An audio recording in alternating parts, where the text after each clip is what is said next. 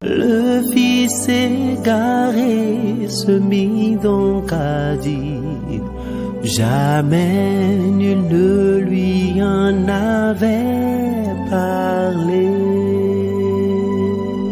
Apostolat Time, c'est une émission de Homocélé Voice consacrée au ministère de la foi. Apostolat Time, c'est la parole de Dieu par un oint de Dieu pour le peuple de Dieu. Apostolat Time, c'est le salut. C'est le salut.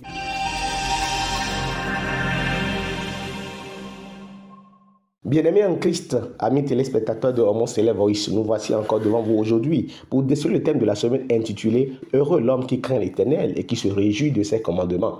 Heureux l'homme qui craint l'Éternel et qui se réjouit de ses commandements. Nous allons prier et implorer la grâce de Dieu parmi nous. Jéhovah, Jésus-Christ, Saint-Michel, descends et dispose-nous à pouvoir annoncer ta parole. Au nom puissant de Jésus-Christ. Amen. Amen. Amen. Au nom de notre Seigneur Jésus-Christ. Bien-aimés en Christ, amis téléspectateurs de Homocélé Voice, nous avons reçu ce thème intitulé « Heureux l'homme qui craint l'Éternel et qui se réjouit de ses commandements ». Bien-aimés en Christ, la semaine passée, le thème était intitulé, je cite, « Dieu reste fidèle à ses promesses, même si les humains en compliquent le processus ». Oui, ce texte était destiné à ceux qui avaient reçu la promesse de Dieu. À part la promesse universelle qui est la vie éternelle, il y a des gens spécifiquement à qui Dieu fait promesse. Mais c'est avéré qu'il y a des gens qui ne reçoivent pas de promesse. C'est pour cela, ce thème vient réconforter ceux-là qui n'ont pas de promesse en tant que tel. Ce thème vient réconforter ceux-là qui ne reçoivent pas de promesse venant de Dieu. Pour dire alors, pour vivre heureux, nous allons craindre l'Éternel. Donc heureux l'homme qui craint l'Éternel et qui se réjouit de ses commandements. Bien-aimé en Christ, être heureux, c'est être épanoui, être comblé, être dans l'abondance, être dans l'opulence, être dans la bénédiction de Dieu. Alors craindre l'Éternel, c'est avoir peur de l'Éternel pour observer ses commandements, c'est se disposer pour obéir à ses commandements, à ses préceptes, à ses règles. Bien-aimé en Christ, se réjouir de ses commandements, avoir de plaisir à écouter Dieu, avoir de plaisir à mettre en pratique ses commandements, ses lois et ses ordonnances. Bien-aimé en Christ, qui nous souviennent que dans le jardin d'Éden, il y avait une seule loi selon laquelle Adam et Ève ne devront pas manger du fruit de l'arbre qui est au milieu du jardin. Lorsqu'ils ont mangé le fruit, Dieu les a chassés de ce jardin d'Éden. En ce moment, l'homme a commencé par pécher. L'homme a commencé par pécher et la Bible déclare que Dieu a enlevé son esprit de l'homme. Genèse chapitre 6, verset 3. Alors l'Éternel dit, mon esprit ne restera pas toujours. Mon esprit ne restera pas toujours dans l'homme. Car l'homme n'est que chair. Et ses jours seront de 120 ans, oui. Les gens étaient sur la terre. Verset 6. L'Éternel se repentit d'avoir fait l'homme sur la terre. Et il fut affligé en son cœur. Alors, bien-aimé en Christ, Dieu a fait intervenir le déluge pour effacer, exterminer l'homme. Mais juste après, parmi les fils de Noé, l'homme a commencé par pécher. Le fils qui s'appelle Cham aussi a été le représentant, d'accord, du diable parmi ses enfants. Bien-aimé en Christ, Dieu a laissé son peuple s'en aller. Dieu a laissé son peuple errer par-ci par-là. Mais il s'est avéré, oui, Dieu a regardé un homme Abraham, il s'appelle Abraham, qui ne connaissait même pas Dieu. Dieu a jeté un regard favorable sur Abraham. Alors il a fait une promesse à Abraham. Genèse chapitre 15, verset 1er. Alors Dieu a fait une promesse à Abraham, oui. Après ces événements, la parole de l'Éternel fut adressée à Abraham dans une vision. Et il dit, Abraham, ne crains point, je suis ton bouclier et ta récompense sera très grande. Abraham répondit, Seigneur éternel, que me donneras-tu? Je m'en vais sans enfant. Et l'héritier de ma maison, c'est Éléazar de Damas. Oui. Et Abraham dit, voici, tu ne m'as pas donné de postérité. Et celui qui est né dans ma maison sera mon héritier. Alors la parole de l'Éternel lui fut adressée ainsi. ce n'est pas lui qui sera ton héritier. Mais c'est Alléluia. Alors Dieu a dit à Abraham qu'il aura une postérité infinie. C'est de ça qu'il s'agit. Et cela est exécuté en Isaac et finalement en Joseph. Joseph, oui, finalement, qui est parti en Égypte. Quand Joseph est parti en Égypte, la promesse que Dieu lui a faite, selon laquelle tous ses frères et son père, les femmes de son père, oui, viendront se prosterner devant lui. Ça a été observé, ça a été réalisé. Nous allons comprendre dans Genèse chapitre 46. Genèse chapitre 46, verset 26, une multitude de personnes, au lieu de 11 frères, ou au lieu de Jacob, simplement les personnes qui vinrent avec Jacob en Égypte et qui étaient issues de lui étaient au nombre de 66 en tout. Alléluia. C'est de ça qu'il s'agit. Donc, au lieu de 11 personnes ou au lieu de 12 personnes, ils étaient au nombre de 66 et ils sont venus la face devant Joseph, tel que la promesse de Dieu l'a dit, bien aimé en Christ. Alors, il s'est fait qu'après plusieurs années, le roi Pharaon qui était là et qui connaissait Joseph et qui avait mis Joseph en tête du pays, il est mort. Joseph aussi est mort. Et parmi ces 66 personnes, il y a des gens qui sont morts 430 ans plus tard. Parce que la Bible nous déclare dans Exode chapitre 12, verset 40, que les enfants d'Israël ont fait 430 ans dans le pays d'Égypte. Exode chapitre 12, verset 40. Le séjour des enfants d'Israël en Égypte fut de 430 ans.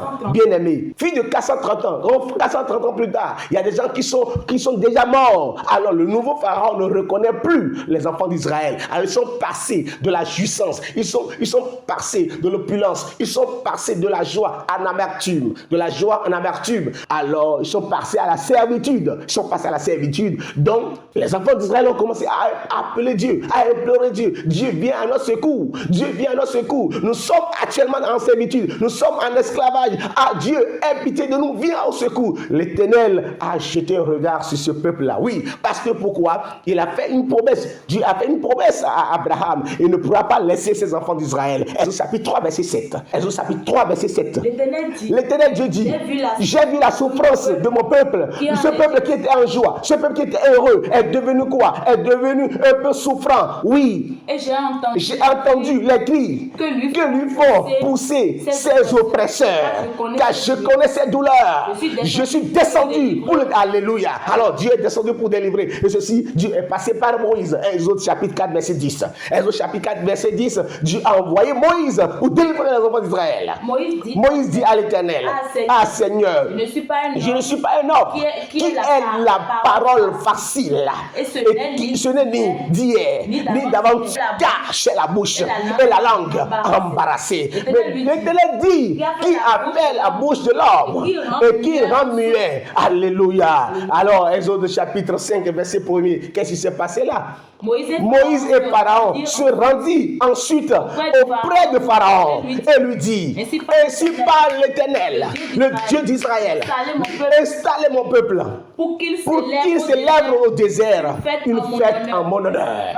Pharaon répondit, qui est l'Éternel pour que j'obéisse donc en laissant Israël? Je ne connais point l'Éternel et je ne laisserai point aller Israël. Exode 7, verset 1er. Alors Dieu a fait de Moïse un Dieu devant Pharaon. Oui. L'Éternel Dieu dit à Moïse, vois, je te fais Dieu pour Pharaon. Et Aaron ton frère sera ton frère. Bien-aimé en Christ, Dieu a fait de Moïse un Dieu devant Pharaon pour faire sortir les enfants d'Israël du pays d'Égypte. Et il faut compter que lorsque les enfants d'Israël, à bras étendus, à mes portes, sont passés, c'est-à-dire ont quitté le pays d'Égypte, il était au nombre de 600 personnes. Je vous disais tout à l'heure que 66 personnes sont entrées en Égypte, d'accord? 66 personnes sont entrées en Égypte pour rencontrer Joseph. Mais plus tard, 600 000 personnes sont sorties. Alléluia. Exode chapitre 12, verset 37. Exode chapitre 12, verset 37. Exode chapitre 12, verset 37. Les enfants d'Israël partirent de Ramsès pour Sukkot au nombre d'environ 600 000 hommes de pied sans les enfants. Alléluia. 600 000 hommes de pied sans les enfants. C'est ça. 66 personnes ont rencontré Joseph, mais 600 000 personnes sont sorties. Alors, bien-aimé en Christ, ça c'est Dieu ça. Alors Dieu dit, maintenant j'ai choisi le peuple d'Israël pour être mon peuple à cause de qui? À cause d'Abraham, à cause de la promesse que j'ai faite à Abraham. Deutéronome chapitre 7 verset 7. Deutéronome chapitre 7 verset 7. Bien-aimé en Christ, il faut reconnaître que Dieu est un Dieu. Il n'est pas un homme pour mentir, ni un fils d'homme pour changer d'opinion. Exode 7 verset 7.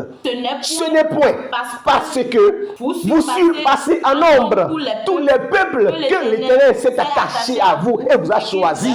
Oui, car vous êtes le moindre de tous les peuples, mais parce que l'Éternel vous aime, parce qu'il a venu tenir le serment qu'il a fait. Oui. Alors, Exode 19 verset 5. Exode 19 verset 5. Pour montrer que Dieu a choisi un peuple, pour montrer que Dieu a formé un peuple, pour montrer que Dieu a séparé un peuple d'avec les nations. Oui. Maintenant, si vous écoutez ma voix, alors, puisque vous êtes choisi, si vous écoutez ma voix, et si vous gardez mon alliance, vous m'appartiendrez entre tous les peuples, car toute la terre est à moi. 2 Samuel, chapitre 7, verset 23. 2 Samuel, chapitre 7, verset 23 à 24. Bien-aimé en Christ, Dieu a choisi un peuple. Dieu a jeté un regard sur le peuple d'Israël, puisque c'est la promesse faite à Abraham. 2 Samuel 7, 23 à 24. Est-il sur la terre une seule nation qui soit comme ton peuple, comme Israël, que Dieu est venu racheter pour en former son peuple, pour se faire un nom. Alléluia! Et pour accomplir cela en sa faveur. 1er Roi chapitre 8 verset 53. Bien-aimé en Christ, Israël c'est celui-là, que c'est ce peuple que Dieu est venu choisir. 1er Roi 8 verset 53. Dieu l'a séparé d'avec le peuple pour montrer sa gloire, pour montrer sa puissance. Oui, 1er Roi 8 verset 53. Car tu les as séparés de tous les autres peuples de la terre pour en faire ton héritage. Tu l'as déclaré par Moïse. Oui, ce que tu as déclaré par Moïse. Ton serviteur. Quand tu fis sortir d'Égypte de nos pères, Seigneur éternel. Bien-aimé en Christ. Pour cela, Dieu a imposé des lois, des préceptes, des ordonnances à ce peuple-là. Deutéronome chapitre 26, 17, 19. Deutéronome chapitre 26, versets 17 à 19. Écoutons la parole de Dieu. Aujourd'hui, tu as fait promettre à l'Éternel qui sera ton Dieu. Tu as accepté Israël. Tu as accepté que Dieu sera ton Dieu. Oui. Afin que tu marches dans ses voies. Que tu observes ses lois, ses commandements et ses ordonnances. Et que tu obéisses à sa voix. Et aujourd'hui, l'Éternel t'a fait promettre que tu seras un peuple qui lui appartient. Comme il te l'a dit. Et que tu observeras tous ses commandements. C'est là, ça a commencé. Et que tu observeras tous ses commandements. Alors Dieu a dit à ce peuple qu'il a choisi, qu'il a séparé d'avec les autres peuples, d'observer ses commandements. D'observer ses commandements. C'est les ordonnances, oui. Afin qu'il te donne toutes les nations qu'il a créées, la supériorité en gloire, en renom et en magnificence. Alors d'où l'homme sera heureux. Ah oui, afin que tu sois là en ce moment, l'homme sera heureux. Celui qui a la supériorité en gloire, en nom, en magnificence, c'est un homme heureux. C'est un homme qui est heureux. C'est pourquoi le thème dit heureux l'homme qui craint l'Éternel et qui se réjouit de ses commandements. Bien-aimé en Christ, Dieu l'a dit. Alors Dieu a accompagné, d'accord, de l'observance de sa loi, des bénédictions. C'est de ça qu'il s'agit. Alors celui qui écoute la voix de Dieu, celui-là, il devient quoi? Celui-là, il devient heureux. Oui, Lévitique chapitre 26, verset 3 à 8, Dieu l'a dit et il l'a fait. Il dit, puisque vous observez mes commandements, voilà. Si vous suivez mes lois, si vous gardez mes commandements, et me les mettez en pratique, je vous enverrai des pluies en leur saison. Là, c'est l'opulence de l'homme là. Là, l'homme devient béni, il devient heureux, il devient maintenant aisé. La terre donnera ses produits et les arbres des champs donneront leurs fruits. À peine aurez-vous battu le blé qui vous touchera à la vendange. Et la vendange atteindra les semailles. Vous mangerez votre pain à satiété. Alléluia. C'est Dieu qui l'a dit. Alors Josué, après la mort de Moïse, Josué reviendra attester ce que Dieu a dit. Dans Josué 1 verset 8, il revient attester ce que l'Éternel a dit. Quand tu observes Josué 1 verset 8, Josué dit que ce livre de la loi ne s'éloigne pas de ta bouche. Médite les jours et nuits. Oui, pour agir fidèlement selon tout ce qu'il a été dit, car c'est alors que tu auras du succès. Cela veut dire que quand tu veux être heureux, quand tu veux du succès dans tes entreprises, il faut obéir à Dieu. Écoute Dieu, observe ses commandements, ses lois et ses préceptes. Bien-aimé en Christ, c'est de ça qu'il s'agit. C'est pourquoi David revient en force. Après avoir péché, après avoir été rebelle à Dieu, David revient. Qu'est-ce qu'il dit dans Psaume chapitre 32, verset 1er? Heureux celui-là. Heureux celui à qui la transgression est remise, à qui le péché est pardonné. Il a compris parce que lorsqu'il a péché, il a vu ce que Dieu voudrait lui faire. Il a vu ce que Dieu avait préparé pour lui. Très rapidement, il s'est repris. Et alors il a compris. C'est pourquoi il dira dans Psaume 34, verset 8 à 11. Psaume 34, 8 à 11. L'ange de l'Éternel campe autour de ceux qui le craignent. Quand tu crains Dieu, quand tu as la crainte de Dieu, quand tu te mets dans la position d'observer les commandements de Dieu et les ordonnances, l'ange de l'Éternel campe autour de toi. Oui. Et il les arrache au danger. Il t'arrache au danger, oui. Sentez et voyez combien. Oui, ça c'est la recommandation de David. Il dit sentez et voyez combien l'Éternel est doux. Il est doux. Alors venez à Dieu. Observe ses commandements. Observe ses lois. Observe ses commandements, ses lois et ses préceptes. Croyez l'Éternel. Vous cessez.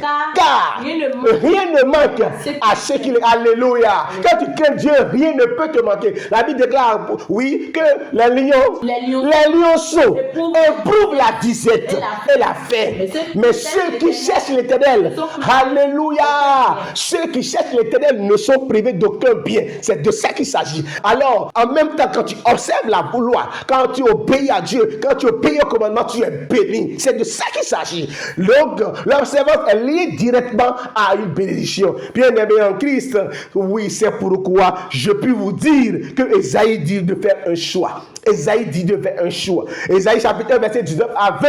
Qu'est-ce que Ésaïe nous dit? Le prophète Ésaïe, Dieu lui a montré beaucoup de choses. Ésaïe 1, verset 19 à 20. Si vous avez de la bonne volonté, puisque vous connaissez Dieu maintenant, qui a établi ses commandements, ses lois, ses préceptes, pour que vous soyez un peuple qui lui appartient. Alors, si c'est comme ça, oui, si vous avez la bonne volonté, et si vous êtes docile, être docile, c'est quoi? Être docile, c'est obéir à Dieu. Être docile, c'est mettre en pratique les commandements de Dieu. Être docile, c'est méditer jour et nuit les commandements, les ordonnances de Dieu. Oui, si vous êtes docile. Vous mangerez vous mangerez les meilleures productions du pays. Alors, vous êtes heureux. Alors le thème dit heureux l'homme qui craint l'Éternel et qui se réjouit de ses commandements. Oui, et si vous n'êtes pas heureux, en ce moment-ci vous n'êtes pas docile, si vous êtes rebelle à l'Éternel, mais si vous résistez, et si vous êtes rebelle, vous serez dévoré par le glaive, car la bouche de l'Éternel a parlé. Bien-aimé en Christ, toi qui écoutes ma parole, change. Fais le bon choix. Dieu a dit, je mets la vie et je mets le bien devant toi. Je mets la mort et le mal devant toi. Choisis le bien pour vivre. Alors, choisis d'être docile pour bénéficier de meilleures productions. Alors, Psaume 112, verset 1er, David viendra insister pour dire quoi? Il dit oui. Heureux l'homme qui craint l'Éternel. Heureux l'homme qui craint l'Éternel. Qui trouve un grand plaisir à ses commandements. Sa postérité. Alléluia. Sa postérité sera puissante sur la terre. La génération des hommes. Oui, merci, bien-aimé en Christ. C'est de ça qu'il s'agit. Quand tu obéis à Dieu, quand tu mets ces commandements en pratique, tu ne seras jamais atteint. Tu seras toujours la tête et non la queue. C'est Dieu qui a parlé. Et Dieu n'est pas un homme pour mentir. Il a dit, puis c'est lui qui a créé le ciel et la terre. Quand il le dit, il le fait. Bien-aimé en Christ, qu'est-ce que Jésus nous dira? Quand Jésus est venu sur la terre, Jésus a dit, je ne fais que la volonté de mon Père. Fais la volonté de ton Père. Fais ce que ton Père te demande. Jean 4, verset 34.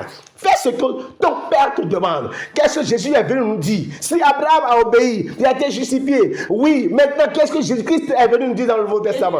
Jésus leur dit, ma nourriture est de faire la volonté de celui qui m'a envoyé et d'accomplir son œuvre. Fais la volonté de Dieu, merci. Fais la volonté de Dieu. Fais sa volonté. Là, en ce moment, les bénédictions jailliront. En ce moment, tu seras heureux. En ce moment, tu seras en paix dans le pays. Tu vas vivre en sûreté. C'est de ça qu'il s'agit. Dieu l'a dit. Il faut que le mettons cela en pratique. Alors, Matthieu chapitre 24, verset 46. Heureux ce serviteur Heureux ce serviteur que son maître, à son arrivée, trouvera faisant ainsi. Je vous le dis en vérité, il l'établira sur tous ses biens. Mais si c'est un méchant serviteur, celui qui a été rebelle, qui dit en lui-même, mon maître tarde à venir. Toi tu dis oui, le maître tarde à venir, alors je vais faire ci, j'aurai le temps de me convertir, j'aurai le temps de changer, j'aurai le temps de cesser l'adultère, j'aurai le temps de cesser la fornication, j'aurai le temps de cesser la partition, j'aurai le temps de cesser la sorcellerie. Non, oui. S'il se met à battre ses compagnons, s'il mange et boit avec les ivrognes, avec les sorciers, avec les hommes, les païens, les gentils, oui, le maître de ce serviteur viendra le jour où il ne s'y attendait pas, oui, et à l'heure qu'il ne connaît pas. Il le mettra en pièces et il lui donnera sa part avec les hypocrites. C'est là qu'il aura des pleurs. Au lieu d'être heureux, il aura des pleurs et des grincements de dents. Bien-aimés en Christ, c'est de ça qu'il s'agit. Alors, nous devons prier. La Bible dit prier sans cesse. Nous devons pleurer l'Esprit Saint qui nous aidera à méditer, à mettre en pratique les commandements, les ordonnances. C'est ce que Jésus nous a conseillé. Il nous a laissé avec qui? Avec quoi? Avec le Saint-Esprit. Je vous recommande, mes frères et sœurs en Christ, de demander la plénitude de ce Saint-Esprit à pouvoir nous aider à mettre en pratique les commandements, les lois et les ordonnances. Jean 14, verset 26, pour clôturer. Jean 14, verset 26. Qu'est-ce que la Bible nous déclare? Jean 14, verset 26. Mais le consolateur, l'Esprit Saint, que le Père enverra en mon nom, vous enseignera. Le consolateur, c'est lui qui nous enseigne à mettre en pratique les commandements de Dieu, à mettre en pratique les ordonnances de Dieu, oui. Il nous enseignera toutes choses. Et nous rappellera tout ce que je vous ai dit. Il va nous rappeler tout ce que Jésus nous a dit. Il nous rappellera tout ce que Dieu nous a recommandé. C'est de ça qu'il s'agit. Alors, implorons Dieu. Demandez le Saint-Esprit qui soit notre guide. Pourquoi veux-tu changer maintenant? Ecclésiaste 7, verset 8. Mieux vaut la fin d'une chose que son commencement. Mieux vaut un esprit patient. Merci. Alors, Ésaïe 1, verset 21. Ésaïe 1, 21. Qu'est-ce que la Bible dit? Tu étais fidèle à Dieu. Mais pourquoi veux-tu changer aujourd'hui? Quoi donc? La cité fidèle est devenue une prostituée. Elle était remplie d'équité. La justice y habitait. Et maintenant, il y a des assassins. Tu veux être assassin? Paul viendra dans Galates 3, verset 3. Galates 3, verset 3. Bien-aimé en Christ, toi qui es fidèle, toi qui as observé les commandements de Dieu, veux-tu changer? Veux-tu être un rebelle à Dieu? Êtes-vous tellement dépourvu de sens? Après avoir commencé par l'esprit, voulez-vous maintenant finir par la chair? Seigneur, pitié. Pitié, Seigneur. Aide-nous à pouvoir accomplir tes lois et tes ordonnances. Au nom puissant de Jésus-Christ, Jéhovah, Jésus-Christ, Saint-Michel. Dieu est tellement bon. Assiste-nous. Conduis-nous dans ta bonté. Au nom puissant de Jésus-Christ. Amen. Amen. Amen. Au nom de notre Seigneur Jésus-Christ. Alléluia.